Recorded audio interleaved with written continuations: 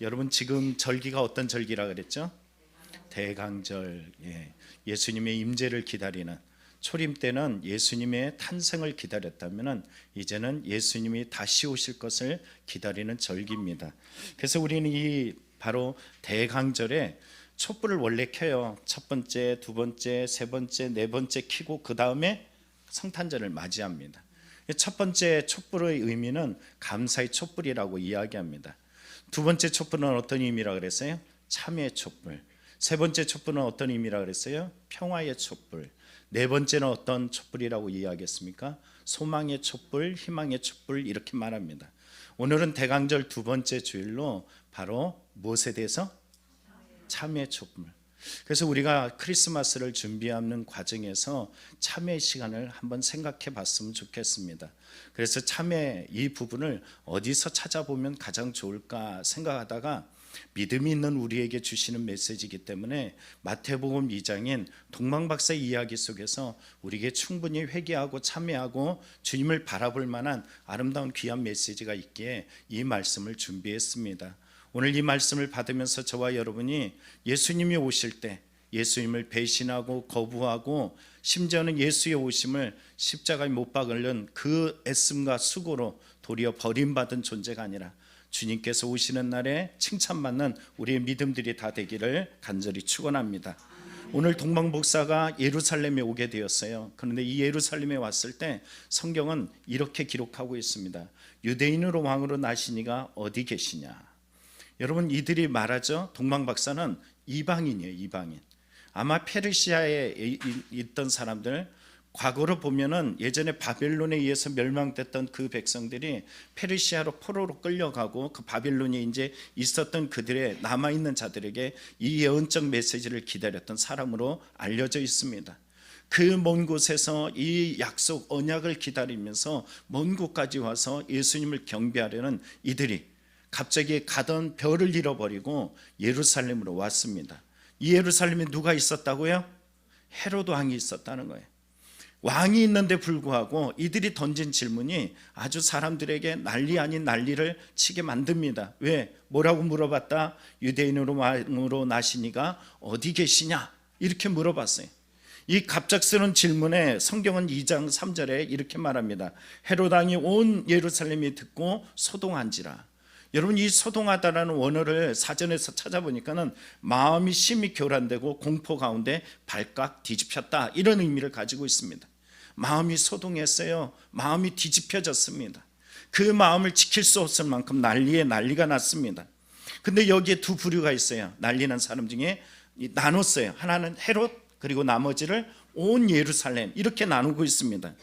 여러분 왜 헤롯이 예수님의 오심을 반가이 맞이하지 않았을까요?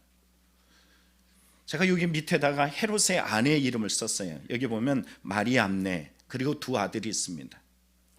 제가 이 이름을 쓴 이유가 있어요. 헤롯에게는 누가 있다? 아내가 있어요. 그녀 이름 누구더라? 여기 말한 것처럼 마리암네라는 바로 여인이에요. 그리고 또 누가 있어요? 두 아들이 있어요. 그런데 이 두 사람이 어느 날 죽었어요. 누가 죽였을까요? 누가 죽였을까요? 헤롯이 죽였습니다. 남편이 자기 아내를 죽이고 자기 두 아들을 죽였습니다. 죽인 이유는 내가 왕이 됨에 걸림돌이 되는 거예요. 여러분 이 사람이 무엇만 바라보고 살았는지 알만하죠? 삶의 목적이 오직 자기의 성공, 자기의 출세, 자기의 권리, 자기의 권위, 권력, 이런 것들. 제가 앞에다가 뭘 계속 붙였습니까? 자기예요. 오직 자기만 위해서 살았던 사람이에요. 그러다 보니까 아내가 걸림돌이 되면 죽여, 자식도 걸림돌이 되면 죽여, 이랬던 사람에게 갑자기 왕으로 오신 이가 있다라는 거예요. 유대인의 왕이 왔다라는 이 말에 소동 아닌 소동이 있을 수밖에 없습니다. 얼마나 놀랬겠어요. 그동안에 자기가 왕이 되고 아무 문제도 없이 살아가는데 어려움이 없었는데 갑작스럽게 위기가 왔어요. 로마로부터 자기의 자리는 충분하게 안정적으로 안착되어진 자리인데 이 바로 메시아가 온 왕이 왔다라는 이 메시지는 그에게 엄청난 위협이 되었습니다. 여러분 이럴 때 감정, 어떤 감정이 나올까요? 한번 상상해 보세요. 내가 그동안에 나 중심으로 살았는데 나의 마음속에 나의 아내도 처치해버렸고 자식들도 막힘이 되면 다 처치해버렸어. 그런데 이제 갑작스럽게 이 외부적인 나는 나이가 왕이라고 생각했는데 불구하고 이 왕의 자리에 들어오는 거예요. 그럴 때 나오는 어떤 감정적 요소들 한번 생각해 보세요. 뭐가 있을까요? 한번 생각해 보세요. 정말 이게 설교하는데 큰 중요한 내용입니다. 네? 시기, 질투, 분노, 두려움. 여러분, 이렇게 여러 가지 요소의 감정들이 마음에 와요. 부정적이고 이거를 역기능적이다라고 말하죠. 상담학에서는 역기능적 요소 이렇게 표현해요. 이 부정적 감정들이 그의 마음에 침투해 옵니다. 그러면 이 부정적 감정이 어떻게 되냐면 이 감정들이 그의 마음속에 다가왔을 때 정말로 주님이 나의 주님이야, 그리고 마음의 문을 열고 받아들이면은 그때가 가장 큰 은혜를 누릴 수 있는 시간이에요. 그런데 그렇지 않습니다. 대부분의 사람들은 그때 어떻게 하냐면은 그 감정과 맞섭니다. 이 맞서는 마음을 뭐라 그랬냐면 내 마음에 있는 왕과 내 마음 밖에 있는 왕, 그러니까 이제 진짜 왕이 오셨을 때 그 왕을 받아들이고 싶지 않은 내 마음의 왕이 거부하는 마음들이 생겨납니다. 여러분, 이 마음을 그대로 내버려 두면 어떤 일이 생길까요? 여러분, 오늘 성경 속을 이렇게 가만히 보면 이렇게 말하죠. 유대인의 왕으로 나신 이가 어딨냐라고 이야기했을 때 헤롯이 이해했던 것이 있어요. 유대인의 왕이라고 이야기했으니까는 우리가 이걸 표면적으로 딱 이해하면 누구라 그럴까요? 나의 헤롯이라는 이 자리를 대신할 왕, 그러니까는 이 정치적으로 권력적으로 다음 세대를 이어갈 왕, 이렇게 해석할 만한데 헤롯은 이것을 정확하게 이해했다라는 것이에요. 얼마만큼 정확하게 이해했느냐? 마태복음 2장 4절에 이렇게 말합니다. 왕이 모든 대사장과 백성의 서기관들을 모아서 그리스도가 어디서 나겠느냐. 여러분, 이 왕이 누군지를 알고 있어요? 그리스도, 메시아, 구원자, 기름 부음 받은 자, 그러니까 구약에 약속하신 그이가 왔다라는 것으로 아주 잘 알아들었어요. 그런데도 불구하고 여러분, 그는 이 예수 그리스도가 자기의 왕으로 받아들이는 것을 거부합니다. 그는 이 문제를 방어하기 위한 작전을 짜는데 누구를 불러들이면 좋을까요? 군사를 동원하는 게 좋을까요? 아니에요. 뭘 가지고 와요? 성경을 잘 아는 사람들, 예배에 대해서 잘 아는 사람을 불러드립니다. 그래서 대제사장, 서기관, 이런 성경의 전문가들을 불러들였어요. 그리고서 말하죠. 야, 어디 있느냐? 이렇게 묻습니다. 왕으로 나시니 곧 그리스도가 어디로서 나겠느냐? 이렇게 묻고 있습니다. 저는 이때쯤 이런 생각이 들었어요.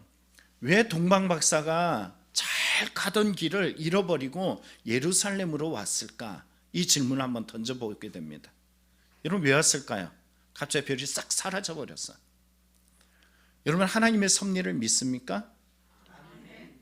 우리의 삶 속에 어떤 문제, 어려움, 아픔, 상처, 우리는 하나님의 섭리를 믿는 성도입니다.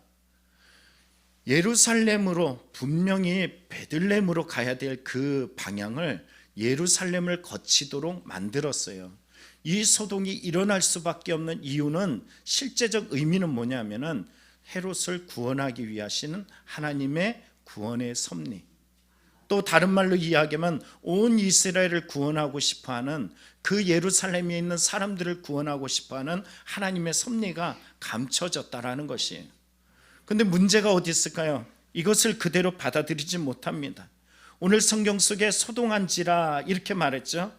정말로 그곳에 헤롯은 이러한 섭리를 받아들이지 않음을 통해서 마지막 자기에게 주신 구원의 기회들, 비록 자기의 아내를 죽이고 비록 자기의 아들들을 죽였던 엄청나게 악하고 더럽고 추악하여 구원받을 수 없는 이름임에도 불구하고 하나님은 그 예루살렘의 그 헤롯마저도 구원하고 싶어하는 당신의 마음이 저 동방박사의 입술을 통하여 나신 왕, 나신 그리스도 그분을 맞이할 수 있는 기회를 줬지만 그는 거부하고 맙니다. 그러면 여러분, 온 이스라엘은 어떨까요? 이 온 이스라엘을 보면은 당시 때 예수님이 오셔서 그토록 기다렸던 메시아가 오셨어. 여러분, 구약에 보면 여호와의 날, 그리고서 오실 메시아를 기다렸던 이 믿음은 이스라엘 전체적으로 식민지 시대를 겪고 아픔과 고통과 절망 속에 있던, 압제당했던 그들에게는 희망의 메시지였고 소망이었고 반드시 이루어져야 될 일이었어요.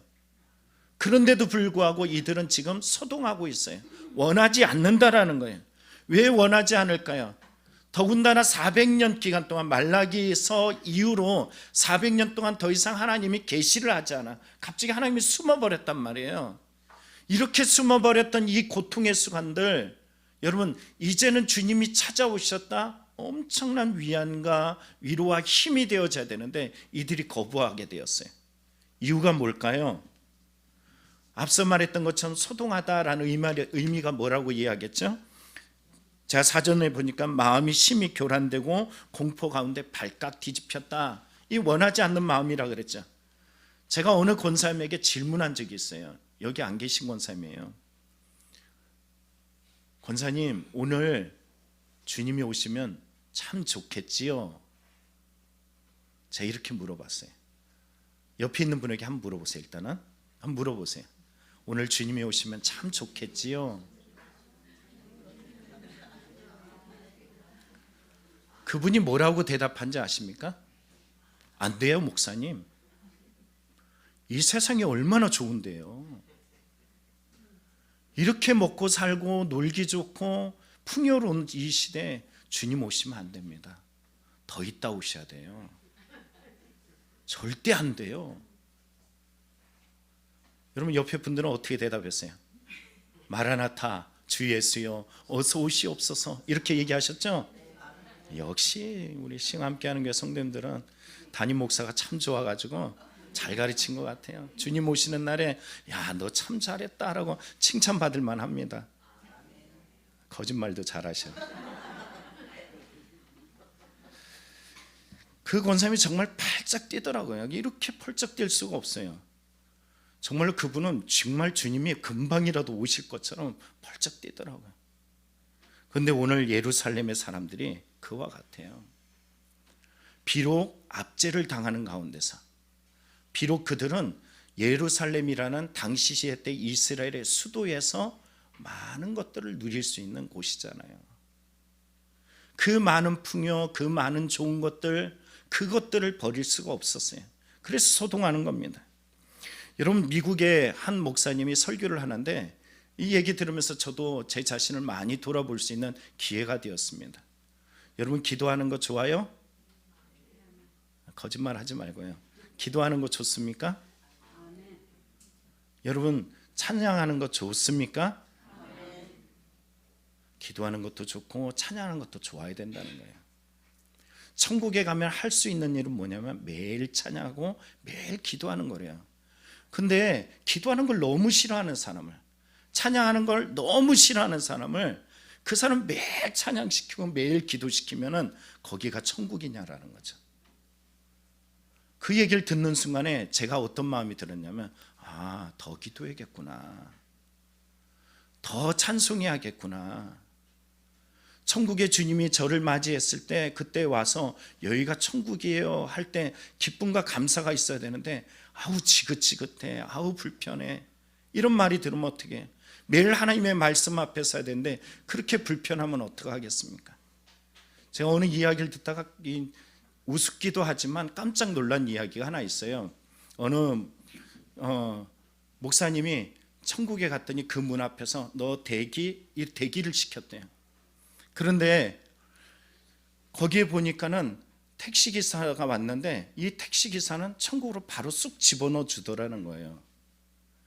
기분 나쁘잖아요. 내가 평생 목회를 냈는데 하나님께서 왜 나는 안 받아주고 왜 저 택시기사는 천국에 넣었을까라고 물어봤대요. 그랬더니 하나님께서 말씀하셔요. 너는 맨날 성도들 졸게 만들었잖아, 이렇게 얘기하더래요. 주님, 그러면 저 총알 택시는요? 그렇게 물어봤더니 하나님이 하신 말씀이, 내가 총알 택시를 운전하니까 저들이 놀라가지고 눈을 바짝 뜨고 얼마나 열심히 기도했는지 몰라 이렇게 얘기하더래요. 여러분 어떤 사람입니까? 여러분들이 어떤 모습인지 여러분 분명하게 한번 돌아보시길 바랍니다. 주님 앞에 서 나갈 때 놀 시간 여러분 다 많은데 불구하고 이상하게 기도할 시간, 설교 들을 시간, 말씀 읽을 시간, 이 시간은 없어. 성경 좀 읽읍시다 그러면 바빠요. 기도 좀 합시다, 시간 없어요, 이렇게 말합니다. 여러분 천국에 갈 때 여러분 정말로 주님께서 그곳이 지옥이 되지 않고 정말 천국이 될 수 있을 만큼 날마다 깨어서 준비하는 믿음들이 되기를 간절히 축원합니다. 요한일서 2장에 보면 이렇게 말합니다. 이 세상이나 세상에 있는 것들을 사랑하지 말라. 누구든지 세상을 사랑하면 아버지의 사랑이 그 안에 있지 아니하니 이는 세상에 있는 모든 것이 육신의 정욕과 안목의 정욕과 이생의 자랑이니 다 아버지께로부터 온 것이 아니요 세상으로부터 온 것이라. 이 세상도 그 정욕도 지나가되 오직 하나님의 뜻을 행하는 자는 영원히 거하느니라. 아멘. 여러분 세상을 사랑할 때 생각하세요. 내가 주님을 더 사랑하는지 세상을 더 사랑하는지 자기 스스로 매일 질문해 봐야 돼요. 그런 작업이 곧 기도하는 거고 그런 작업이 기도와 찬송 속에 여러분 자신을 비추어 볼 수 있는 것입니다. 여러분 성경에 보면 데마라는 인물이 나옵니다. 데마를 빌레몬서에 이렇게 말합니다. 또한 나의 동역자 마가, 아리스다고 데마, 여기 데마가 있어요. 바울은 로마의 감옥에 갇혀있는 그 참 불편한 환경 속에서 그에게 든든한 사역자가 함께 동역자가 있었어요. 그 이름 중에 하나가 누구라고요? 데마라는 사람입니다. 그런데 어느 날 이 사람이 바울의 곁을 떠나서 세상을 향해서 나아갔어요. 그 부분을 성경은 이렇게 말합니다. 데마는 무엇을 사랑했다? 여러분은 누구를 사랑한다? 자, 다시 묻겠습니다. 여러분 누구를 사랑한다고요? 여러분 주님을 사랑해야 될 이유가 여기 있습니다. 목숨 걸고 사역했던 데마도요, 세상을 사랑하다 보니까는 자기도 모르게 주님을 떠나버리고 신앙을 저버리고 세상으로 나아갔습니다. 그래서 우리는 날마다 조심해야 됩니다. 세상을 사랑한다는 것을 로마서 8장에 이렇게 말합니다. 육신을 따르는 자는 육신의 일을, 영을 따르는 자는 영의 일을 생각하나니 육신의 생각은 사망이요 영의 생각은 생명과 평안이니라. 여러분 마음속에 자꾸 평안이 깨어지고 내 마음이 신앙의 자리에 불편해지고 기도 자리가 어려워지고 말씀의 자리가 시간이 없고, 왜 그러냐면 내가 육을 너무 사랑하기 때문이에요. 이러다 보면 이걸 그냥 가만히 내버려 두면은 어떤 결과에 이르기까지 되냐면요, 성경이 이렇게 말합니다. 육신의 생각은 하나님과 원수가 되나니 이는 하나님의 법에 굴복하지 아니할 뿐 아니라 할 수도 없습니다. 육신에 있는 자들은 하나님을 기쁘시게 할 수 없느니라. 여러분 이곳에 주목해야 될 부분이 7절입니다. 이는이라고 말하죠. 하나님의 법에 굴복하지 아니하는 것이 아니에요. 하고 싶단 말이에요. 그런데 뭐라고요? 할 수가 없어. 뭘 사랑하기 때문에? 세상을 사랑하다 보니까 안 되는 거예요. 여러분 세상을 자꾸 가까이 하는 건 세상을 우리는 외면할 수 없습니다. 이미 세상에 보냄받았고 세상에 살아가도록, 또 세상에서 수많은 문제들을 이겨나가도록 예수 그리스도가 우리와 함께 하시는데, 문제는 어디 있냐면 그 예수를 바라보지 않아요. 세상을 바라보고 세상을 의지하고 세상 속에만 빠져 살다 보면은 어느 날 예수 그리스도의 원수가 되고 심지어는 예수를 죽이는데 앞잡이가 될 수도 있습니다. 오늘 성경의 대제사장 서기관이 바로 그런 사람들입니다.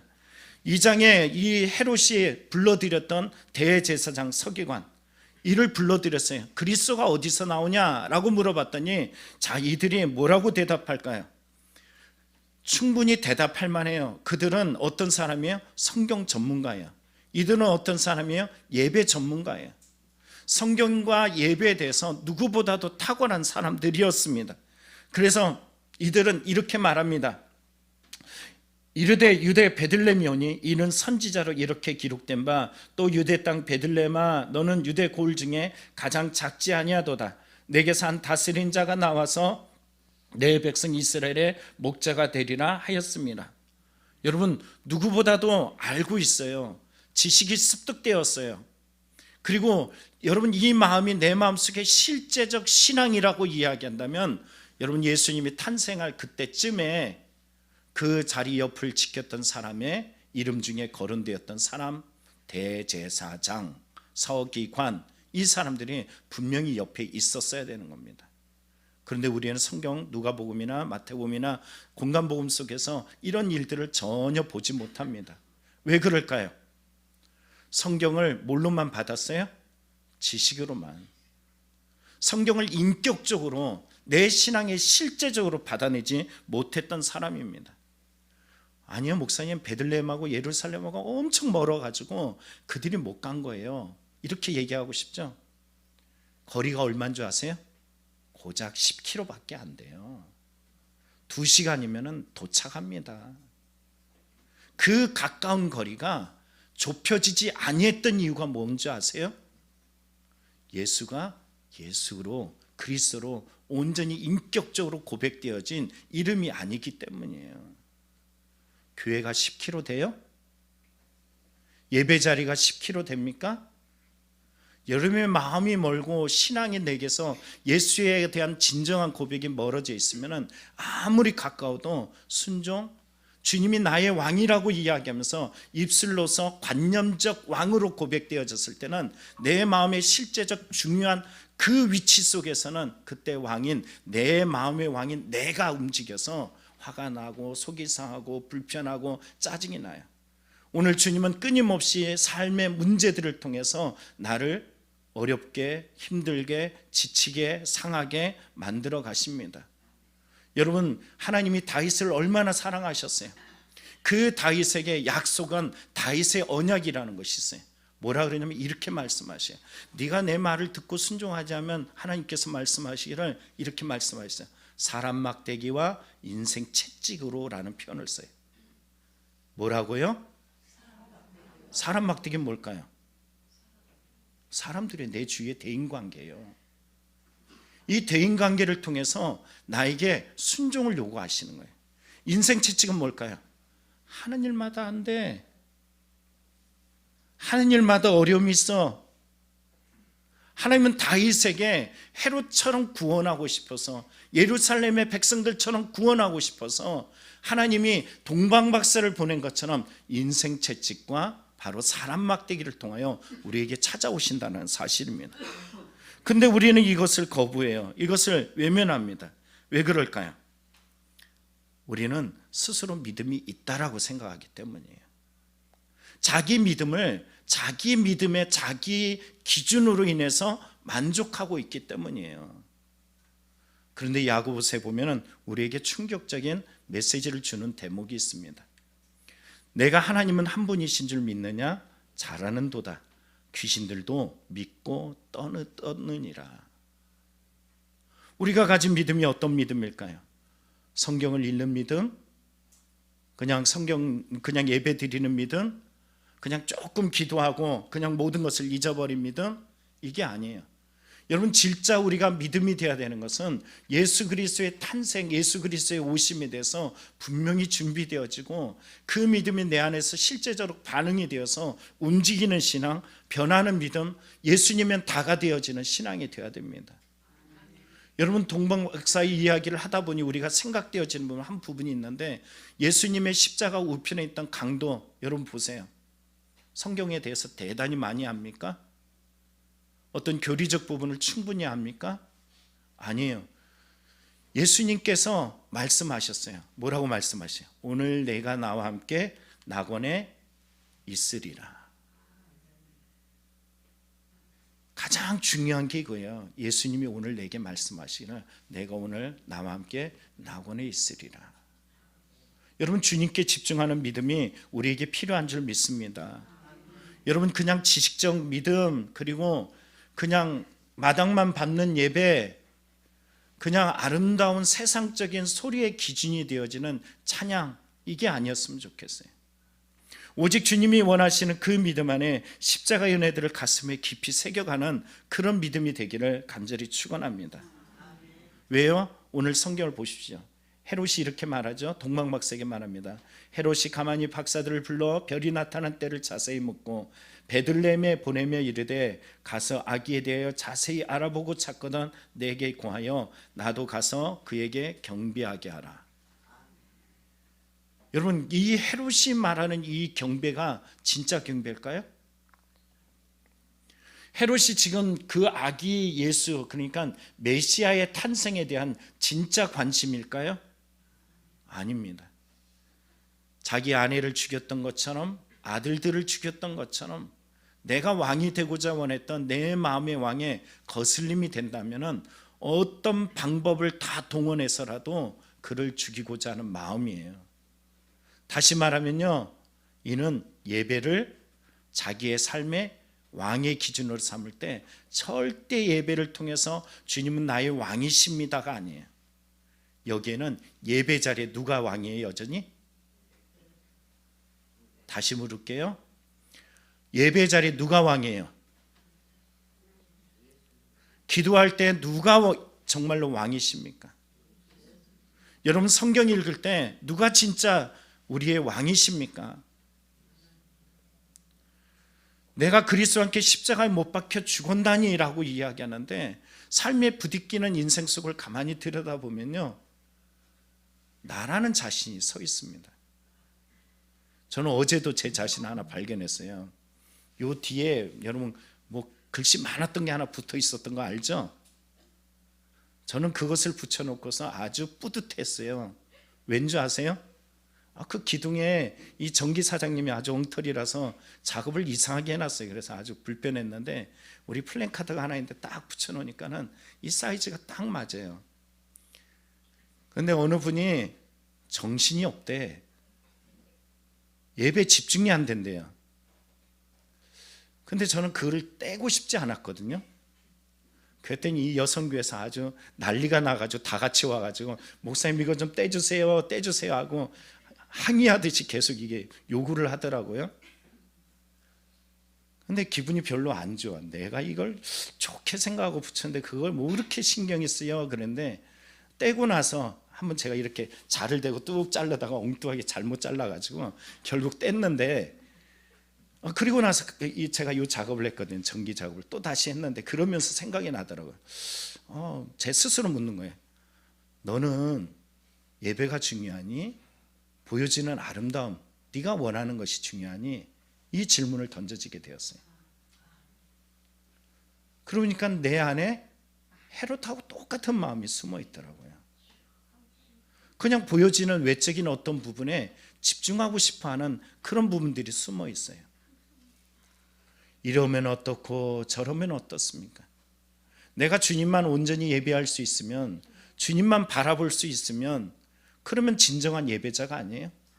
오늘 이 자리에도 예배하는 성도님들 보면 몸이 안 좋고 그리고 생활 환경이나 여러 요소 중에 참 힘들고 어려움에도 불구하고 주님 앞에 예배하는 분들 보면은요, 웬만한 사람은 안 와요. 그냥 집에서 쉬고 영상 예배로, 그건 좋은 의미죠. 영상 예배로 드리겠습니다. 이쯤 그냥 이야기합니다. 뭐하러 그렇게 몸부림치면서 아파하면서 힘들어하면서 피곤해하면서 그렇게 주 앞에 올까? 다름 아니라 예배가 예배되게 하기 위함이라는 것입니다. 이 마음을 잃어버리면은 예배라는 것이 자기가 왕이 되고 싶어하는 마음, 이런 거예요.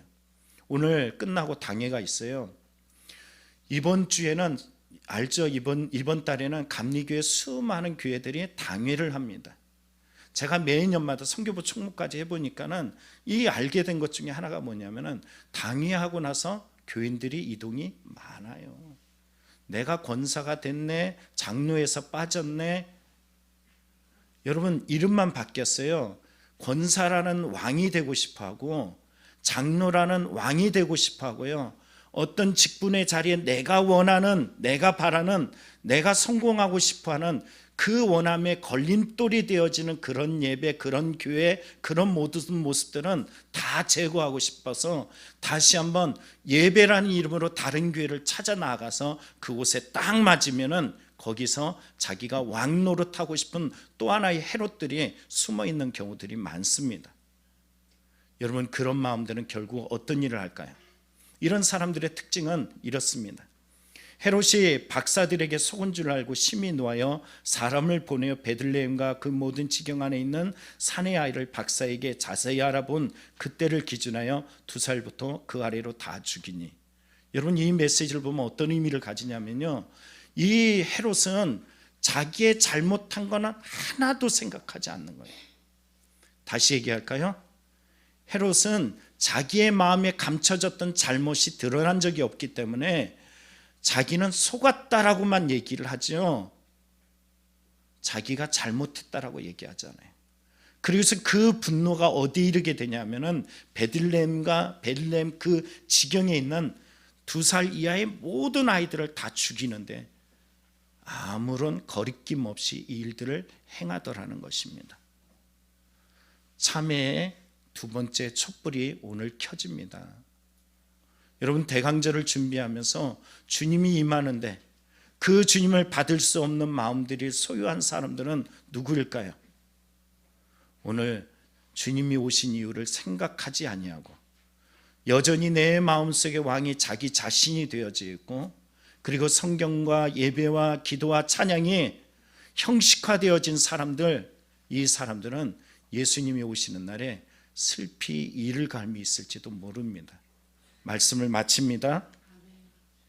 예수님을 배척하는 이 행위, 여러분 다시 한번 살펴보세요.